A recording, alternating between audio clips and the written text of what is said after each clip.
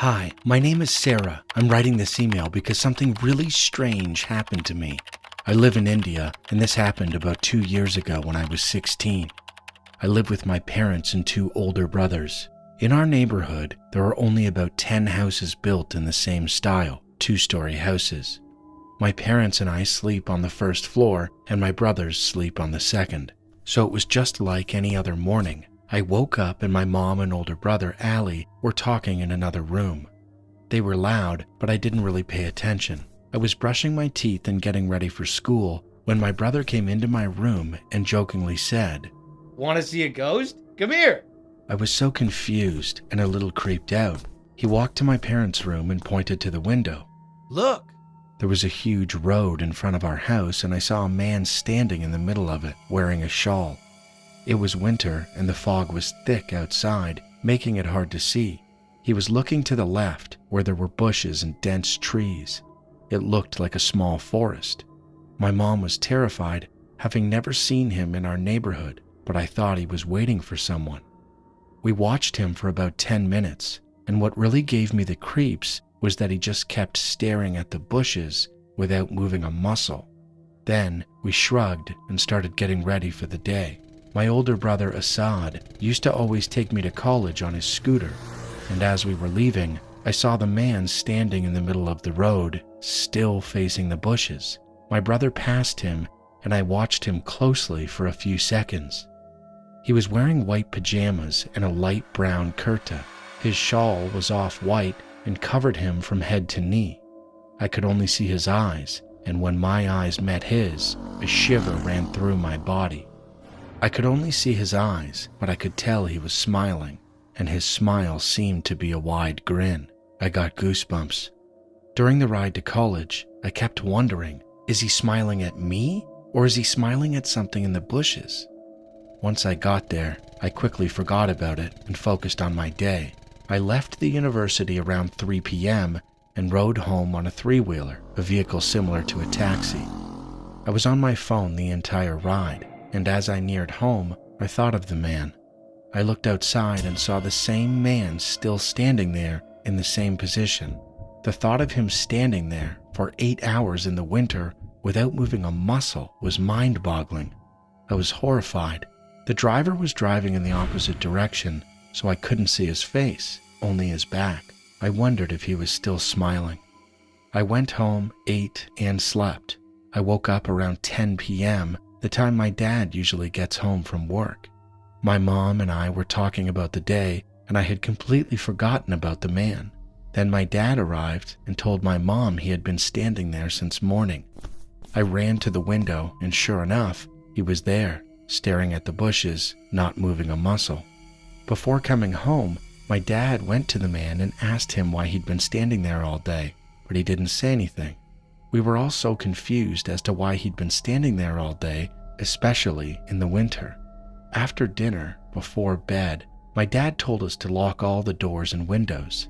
He didn't usually say that, so I figured it was about the man.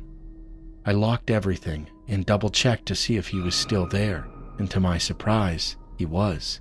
We went to bed, and the next morning, I was eating breakfast and watching TV when I suddenly remembered the man. I looked out the window, and he was gone. He hasn't been seen since. We were all horrified by it, but after a few days, we all collectively forgot about it. I asked countless questions like, why was he standing there? Why was he staring at the bushes? Was there something in the bushes?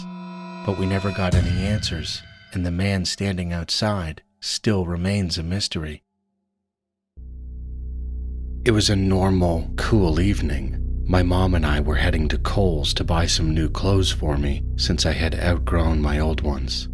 We walked in, and at first, nothing seemed out of the ordinary. At one point, I grew bored of looking at clothes, so I told my mom I was going to explore the store on my own.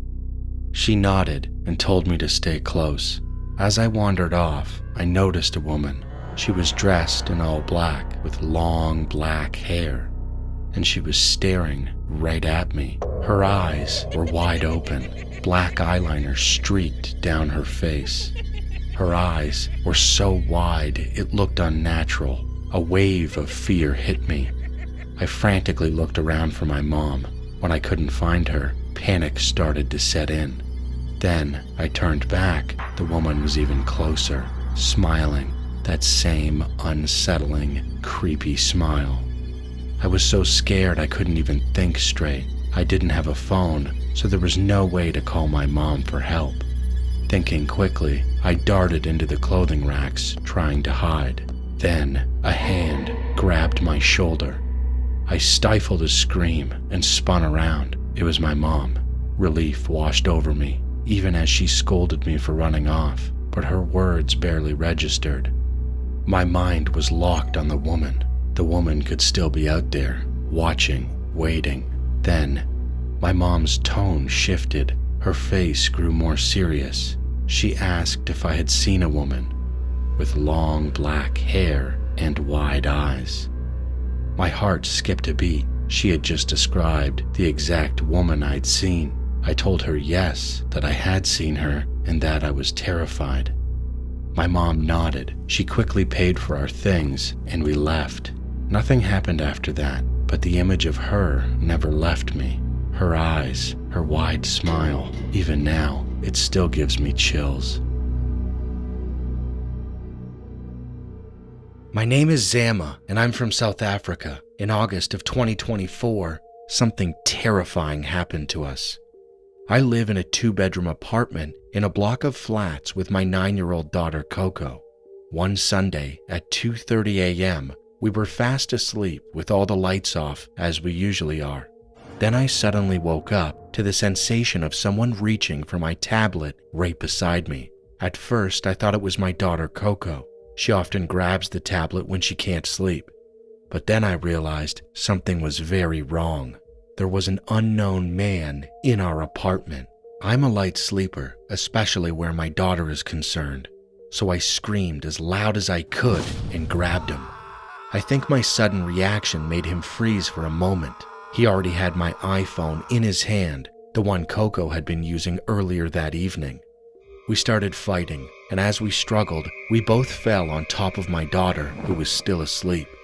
I was terrified, thinking if he overpowered me, he'd go for her next. I pushed him out of my room and into the living room.